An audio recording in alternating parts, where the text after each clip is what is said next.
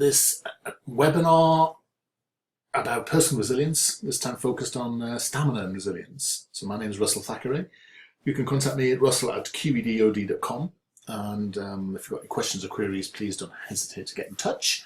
This is one of a series of webinars, and for those of you who can't stay all the way through, either because you don't want to or because you can't, there's a link sent out afterwards where you can have a look at what we've been up to. And there's a live chat role, shall I say that again? A live chat role operating during the playing of this webinar, so you can ask questions and I can answer them as we go along, and that'll hopefully add some value for you as well. As I said, this is part of a series of webinars, and the other ones have been going for some time, and feel free to have a look, as well as to come to our sites, qedod.com, or our new sister site, which is focused on the needs of individuals, which is personalresilience.com. Both have all sorts of resources, tools and techniques and methods and things you can sign up for and join in with to build your competence in this area of resilience. So let's get started. A bit about us, just for those of you who haven't come across us. If this is the first time in, I'll just whip through this. For most people who've looked at these other webinars, I want to whip through that because it can be quite dull to have heard that 1,000 times. And as I said, Q&A wise, there's a chat role running, and you'll those of you attending this live can join in. So we talk about resilience as being about performance rather than just being about well-being. Nothing wrong with well-being, but we see well-being as being part of your performance. Health as being part of your performance.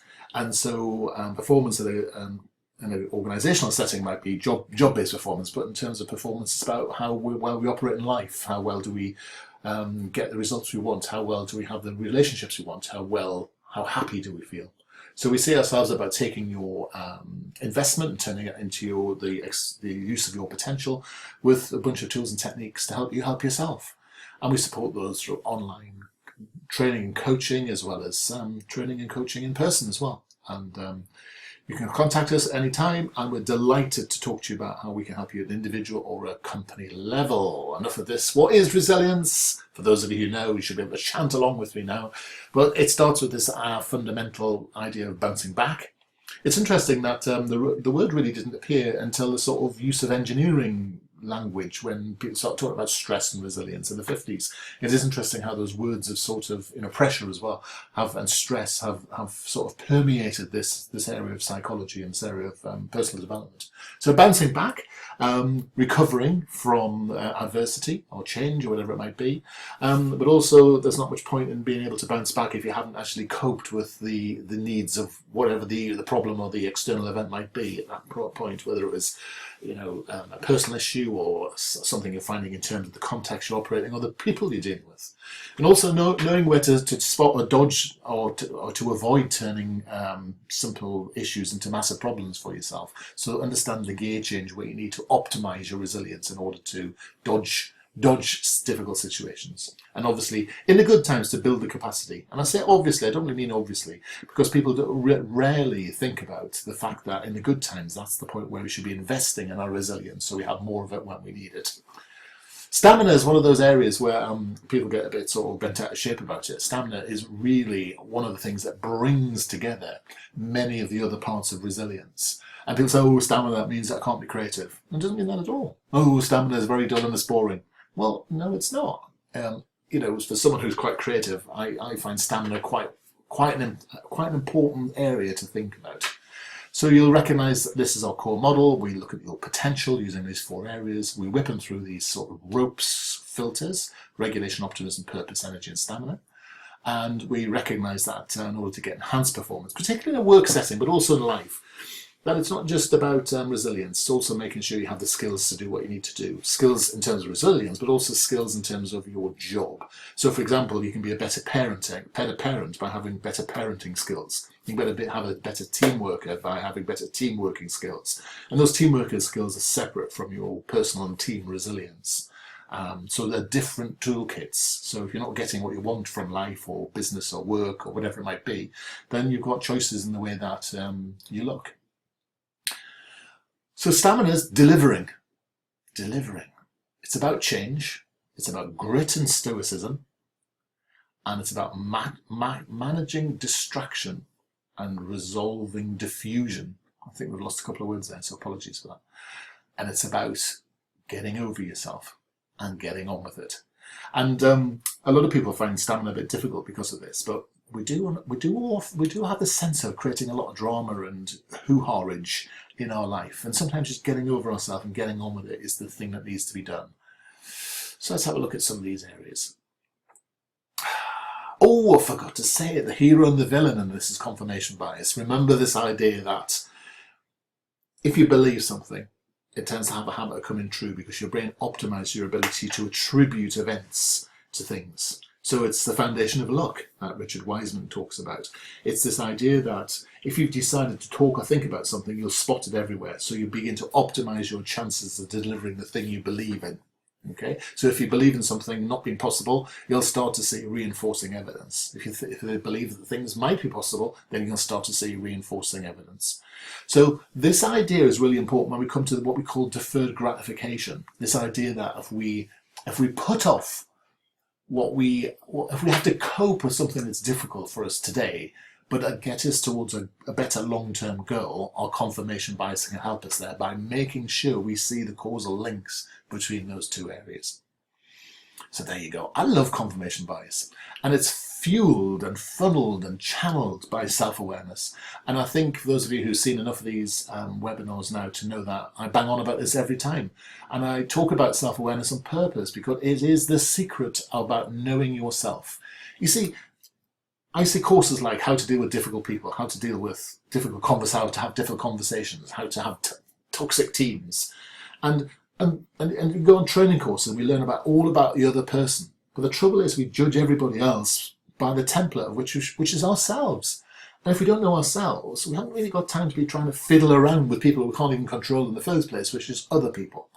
And it's really a quite interesting thing that the more you know yourself, the more you build the template of understanding around yourself, your feelings, emotions, what you say, your behaviours, the inner voice, your thoughts, in other words, how you talk to yourself, how you get feedback for yourself. Knowing these things, building this template of yourself of awareness is great because it helps you contrast and think about other people. And critically, obviously, your habits and your body. Habits are great because they're the window on the things you're great at, which you do for yourself. And so in terms of stamina, it's really interesting because some of us habitually aren't good with stamina because we habitually don't want to be, or we get distracted out of it, and we like that distraction. And so thinking about those habits are important because self-awareness is there to help you perform, to help you be the very best version of yourself. But if you don't know what that is, you don't know who you are, that can be a challenge. So let's talk about building it. So we need goals. We've talked about this in previous podcasts. But in terms of having stamina, you have to have a goal that matters. Because if you're doing something you really don't care, then guess what? The chances of you finishing are quite low. It makes sense, doesn't it? And you have to have focus. You've got to be able to focus on what you're doing. If you've got 10 things you could be doing, you've got to decide what's the focus that gets you there. Now, for some people, it's a deadline. They create a sense of pressure for themselves. And their focus comes when they have a deadline to achieve and they've only got 3 minutes to do it and they crank something out and whoa, have the stamina. And really all they've done is they've decided to focus on it and just do that one thing. I'm one of those people that gets hideously diffused. And I work in an environment that's hideously all over the shop. And if I'm going to focus on something, I have to clear everything else away because I have to get rid of all those distractions. It has to matter to me in order to do something.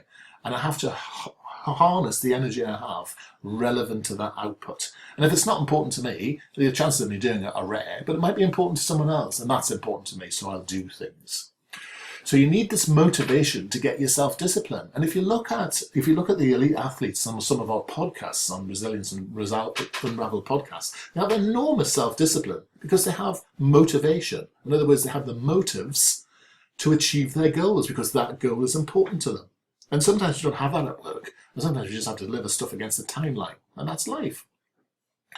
Building stamina, your inner voice. That one is going, go on, let's just nip out and watch the telly. Or go on, let's go and have a wander down the coffee bar and have a chat because that guy likes Chelsea's down there. We'll have a gossip. All that stuff, that temptation that's there. That temptation is you, It is you talking to yourself. It's not someone else. I remember thinking, where does this inner voice come from? Who was that talking? I remember going on a course where they talked about being a critical parent. And it's great because, it often represents that idea of your sort of defined critical parent. But then I realised it was actually me. The voice is in my head, so it's nobody else saying it. And I think sometimes getting a grip of yourself is key, and that self-awareness has that. Also, the other thing is to build habits for yourself. If you have a routine in terms of when you deliver the work, in terms of when you do the work that needs to be done, certain types of work, if you can in your life, that's great.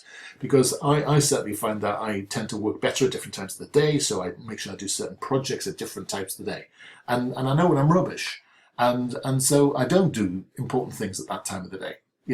Sometimes the habits are there for two reasons. One, which is because they work for you, and so take notice of them because they can work for you, but also because you might be restricting yourself by having those habits. And if you've got a habit that means you get halfway through something, lose interest and leave it, then if that's a habitual thing, you need to get a grip of that because it doesn't help you.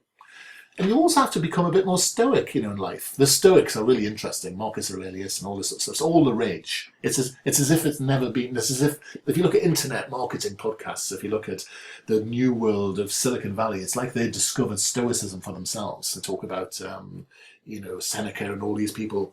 I mean, the whole point of Stoicism, which is still happens, get over yourself, has been around for a long time, and it's really interesting. It goes against this idea of the narcissistic personality where you're the most important thing.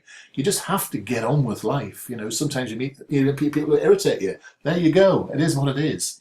And Stoicism can affect your attitude to something. If you've got an attitude to a person who you think you don't like, then you need to watch that because confirmation bias allows that to come true. If you have a situation where you think, I've got to do something because Star Trek's more important than this piece of work, now I have to watch myself here because Star Trek's pretty important actually. I'm joking aside. But our attitudes we have to be aware of because our attitudes are just ways of looking at the world. And if our attitudes are saying things like, well, it's not that important to finish that piece of work, well, I'll just do it, it'll be rubbish, but I'll just get through it and crank it out, then, that stamina is not great. That ability to build grit, to see things through is really, really important. And as I said, you've got to manage your time and diffusion. And I think one of the things that I learned early on is you can only do one thing at a time. I mean, I thought I could do tons of stuff, but I discovered I couldn't. So a few more thoughts. Look at the other ropes areas because they come to life in stamina. So if you know yourself, it comes to life and be able to manage yourself and be more and deliver more. If you're optimistic, you'll know that you can attribute expectations and therefore deliver them through stamina. If you've got a clear sense of purpose and you've got good stamina, that's someone to bet on because actually they know where they're going and they can actually deliver it as well. If you've got good energy, then that stamina that funds the stamina you need to deliver the purpose that you have. And knowing where you have the right amount of energy is driven by what goes on in regulation things. So that's important. And think about creativity. Because creativity can be a massive diffusion for people. It's really interesting. Years ago, people used to tell me how creative they were. And I used to sit there and think, I wish I was a bit less creative and a bit more organised. Because actually, perhaps I could make more money. Because the creativity gets them, and still does for me. I still have 1,000 ideas a day. But now I actually get a big gun out and shoot more, rather than just trying to chase around and really do 999 ideas quite badly every day. And I think that's important to recognise that. We're living now in a world where the ability to execute is becoming more valued as having ideas. Because actually, we're recognising that you can have as many ideas as you want, but if you don't deliver them, that's a problem. There's a guy on the internet whose work I really, really, really admire. That's 3 reallys, that's a lot. And he's called Gary Vaynerchuk. And he talks about this idea of work. Work is important, and he talks about his own personal work schedule. Now, believe it or not, someone rang in on a call one day and said, "Hey Gary, should I continue doing this job I'm doing, which could get me my financial outcomes, but doesn't fulfill me, or do this piece of work over here that is great and it's all my passionate areas. My girlfriend thinks I should do this second thing." And Gary Vaynerchuk's first question was, "How many hours a day do you work?" And the guy said, 6. He said, "Well, do two more hours of work a day, and then you're doing half a day." And it's really interesting, isn't it? This idea of work, you've got to execute. And I think we've got out of the habit. You've got to do the work. So delivery is important as having ideas and the diffusion. It is fascinating how we talk about having low productivity in company, in organisations, and in terms of our personal lives.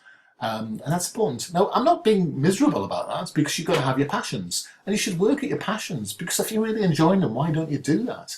It is interesting how the trade-offs that mean you achieve your life's purposes and have the grit and the focus and the self-discipline all link together, don't they? You can spend 2 hours a day watching Game of Thrones, or you can spend 2 hours a day learning Spanish, for example. You decide, it's your life, you put the 2 hours where you want, but then don't whinge on in 2 years' time when you didn't learn to speak Spanish. But I mean, who knows? You never know when the dragon's name might save your life on a quiz programme, so who knows? But it's that idea of sacrificing jam today. We've seen this work, and people like Daniel Goleman and the work on emotional intelligence, grit, and deferred gratification. If you go online and look at, just type in the marshmallow test, there's the number of tests around giving children a marshmallow, like ask them to wait and having 2 marshmallows, is pretty well provenanced.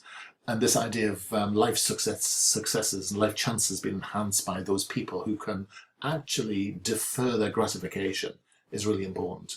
I mean, I wish I'd watched that many years ago, because actually getting that is really, really key. And sometimes that jam today is about having 1,000 ideas and indulging yourself and faffing about and dreaming about them rather than just executing 1 or 2. I work with people who are much better at executing than I am, and I learn a ton from just watching them, just getting on with it. And I used to work with a guy years ago, and we were called the tortoise and the hare, because I used to be all over the place, working on 1,000 things, professing to be pushing forward 1,000 things at once. And this guy used to literally do one thing at a time, and when it was finished, move on to the next. And it was interesting to compare our results. And that's why I've changed my approach. Think about your work environment. Think about your life environment. How many distractions have you got? I'm looking around this room where I'm recording this webinar today, and and I look at this thing over there, and I get distracted by it. We do need to think about our work environments. It's not by accident that people that propagated the ideas of lean thinking in the 80s and 90s, the first thing they did was to tidy the workspace up. Knowing where every tool is and it having its place is key. My old business partner used to have a system where he'd always put everything in the same place. He used to always put his pens in the same pocket. He used to put his glasses on. He used to clean them. He used to fold his cloth up and put the cloth back in the case in a particular way. He used to come in and put his keys down in the same place. But I'd probably guess he spent a lot less time than me running around going, "Where's my keys? Where's my keys? Oh my God, where's my keys gone this week? And where's that pad gone that's inside my thing? Because I've lost it." And there's a sort of discipline that comes from just setting the right habit going, because it is about habit sometimes. It's not about getting yourself bent out of shape thinking you're on the spectrum. It's actually saying, do I have good habits? Multitasking, I think we've talked about now, haven't we? We can't.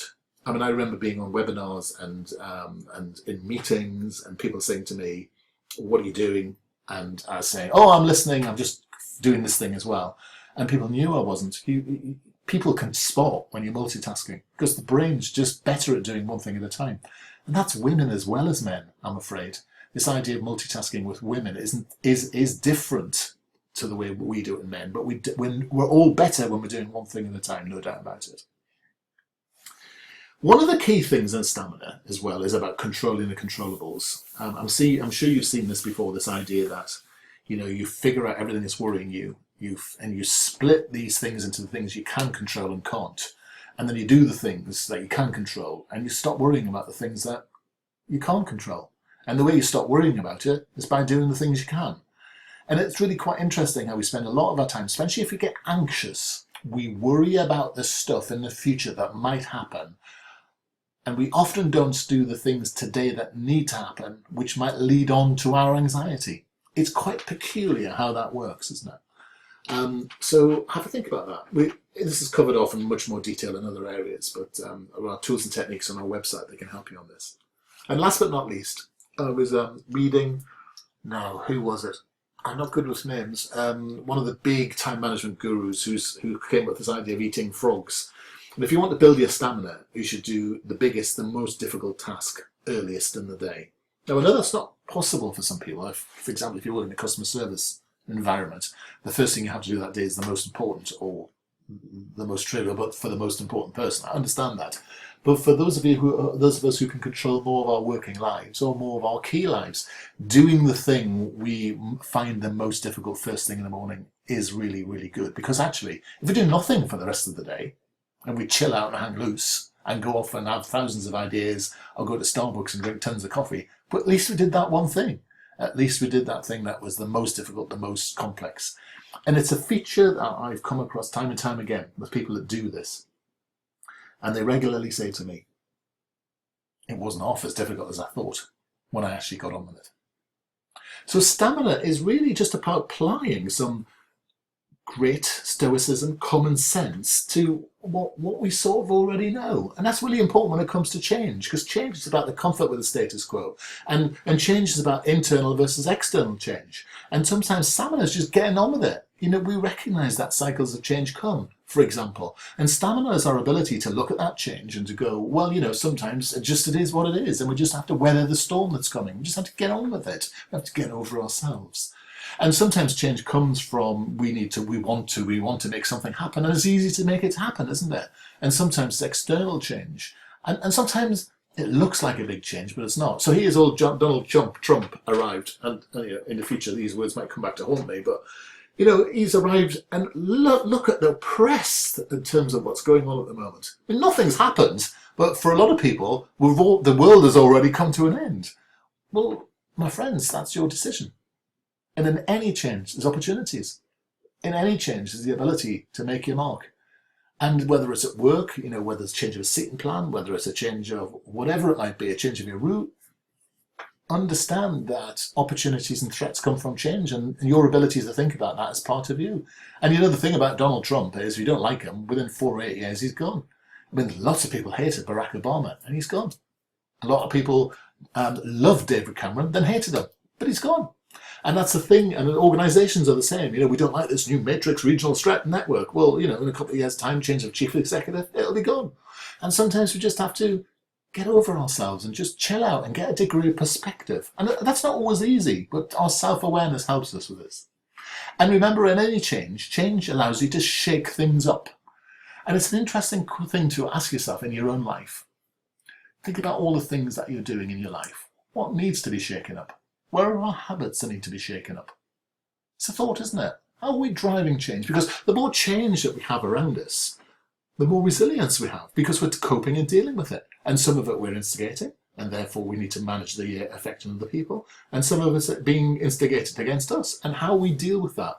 You know, this immediate, it ain't broken, so why are we changing it? Well, you know, that's just your view sitting in the middle of something that works for you. But then at a different perspective, it's sitting at work, you know, what you can see is that the whole thing is completely broken and shattered. But once you're within something, it's quite hard to spot it.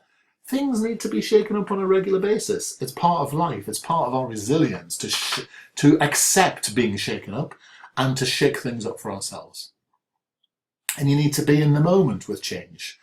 You need to understand this trade-off between anger, which is all about the past and what's going on in the past, versus anxiety, what might happen in the future.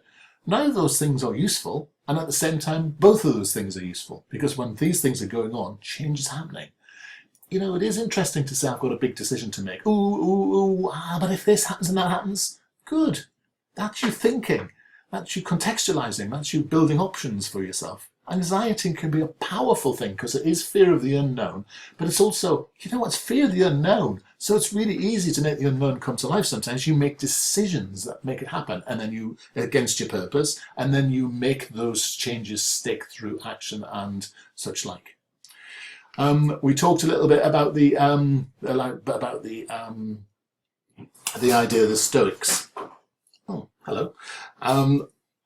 And what they said was this idea that man's not disturbed by things, but the view he takes of them. Change is just change. You know, there you go. I'm getting squeaky now. So, stamina. How can we summarize it? Get over yourself and get on with it sometimes. And I know that's a bit trivialized, and I don't really mean that to sound as trivial as it may come across. But I think what we're really saying is take the power, take the control, Make sure that you know yourself. Make sure you can manage yourself. Make sure you can change your attitudes. Build your self-awareness, and that builds your stamina. Recognize that sometimes you have to weather the storm. Recognize that every time you go through a piece of change and you survive it, you're coming out stronger. You actually have greater resilience the more change you've been through. Recognize you don't have to get bent out of shape about stuff, but also recognize that it's fine if you do, as long as you get a grip at the end and pull yourself back into track. And remember to deal with the realities of the world. You might not like something to be the case, but if it is, then you've got to learn to deal with it and get over it and find the opportunity in that. Wow, I love stamina. I think it's because I used to be very deficient in this area. So like a convert, I've come to it and really thoroughly enjoy it. We've got tons of resources and information and technique. But I know Dan Goleman's written a book on grit, which is supposed to be quite good, if you like Dan Goleman's writing. Certainly good for the sleep. So Resilience Unraveled is one of our ebooks. It's free at the moment. Feel free to go and access it on personalresilience.com or on qedod.com. You're more than welcome. But we also have, as I said, courses, coaching, all sorts of stuff. And we build a community. And we do all sorts of podcasts as well. You can be quite inspired by hearing normal people, ordinary people, not the world's greatest superheroes, just people like you and I who've done extraordinary things. And just hearing them talk about what they did and how they did it can be massively important. I'm thinking of a podcast of one of the elite athletes, and they had a goal, and they had to stick to that goal. So they couldn't have a lot of fun. They couldn't destroy their diet. And they had to live this life of self-imposed exile. But the reason is because they were going to get something massive back in the future. And it's too easy in terms of stamina just to give up and just to say, well, I had this goal, but I decided not to bother. And then you sit back and think, well, I wonder. Wouldn't that be terrible? I wonder. I regret. So that's what it's all about. So I'm getting all passionate again. So I should be moving my way out of this webinar, and I shall stop. I'm just seeing some of the questions coming in and answering those as I say them.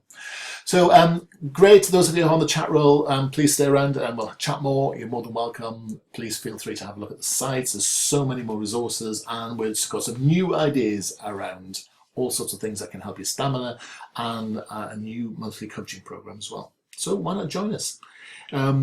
It's been a pleasure to be around you, with you, and there will be a link on this today. I've thoroughly enjoyed myself. I hope you found you have some value from it.